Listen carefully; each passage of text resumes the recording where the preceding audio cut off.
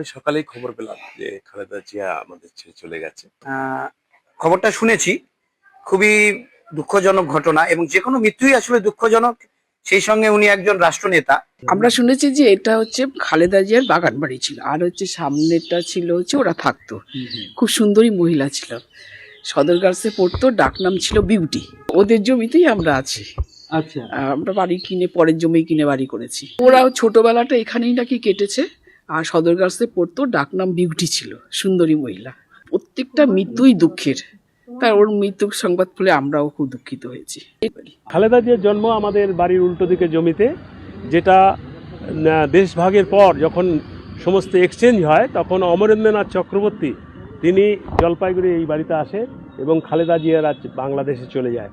এই বাড়ি তখন থেকে অমরেন্দ্রনাথ চক্রবর্তীরা থাকে এবং খালেদা জিয়া আমার বাড়ির উল্টো দিকেই ছিল। আমার মায়ের কোলেই সে মানুষ হয়েছে এবং এখানে থেকে রেখেছে। এখন জলপাইগুড়ি শহরে প্রায় গত বছরও তার আত্মীয় স্বজনরা আসে, ভিটে দেখে প্রণাম করে তারা চলে যায়। এবং ভিটে, হ্যাঁ, এখনো গত বছরও এসছে। গত বছর তার ভাগ্নে এসছে। যেহেতু তখনকার দিনে খুব কম সংখ্যক মানুষ জলপাইগুড়িতে বসবাস করতো, সেজন্য তাদের সঙ্গে সবার আত্মীয়তার একটা ছিল এবং আমাদের খুবই ক্লোজ বলেন, আত্মীয় বলেন, আমাদের ওতপ্রোত সঙ্গে জড়িত এবং সম্পর্কে আত্মীয় হয়। এটা খুব দুঃখজনক, কেননা তার জন্ম এখানেই হয়েছিল, এই বাড়িতেই হয়েছিল ছোটবেলায়। এবং এখান থেকে যখন স্বাধীন হয় দেশ, তখন বা স্বাধীনের পর যখন তাদের একটা হয়, গন্ডগোল হয়, তখন তারা এইখান থেকে ছেড়ে বাংলাদেশ চলে যায়। আর তারা এখানেই থাকতো। আমরা তখন জন্ম হয়নি আমাদের, কিন্তু আমি মা বাবার কাছে শুনেছি এরা এখানে থাকতো, ভালোই থাকতো, সুন্দরভাবে বসবাস করতো।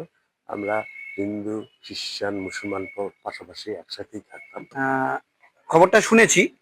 খুবই দুঃখজনক ঘটনা, এবং যে কোনো মৃত্যুই আসলে দুঃখজনক।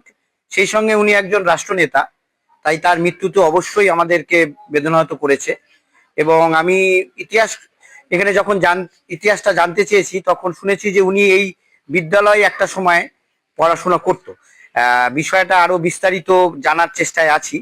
এবং যেহেতু এখন বিদ্যালয় আমাদের কিছুটা ছুটির মেজাজে আছে, তাই আমরা এই ব্যাপারে আগামী কোনো পদক্ষেপ, উনার সময় স্মরণ সভা বা কিছু করা সম্ভব কিনা, আমি অভিভাবক অভিভাবিকা বা আমাদের যে ডাব্লিউসি কমিটি আছে সেই ব্যাপারে আলোচনা করব।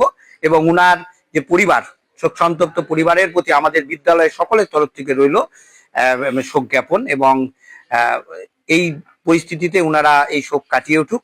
তাই এই পরিস্থিতিতে সবাই ভালো থাকুক, এটাই কাম্য।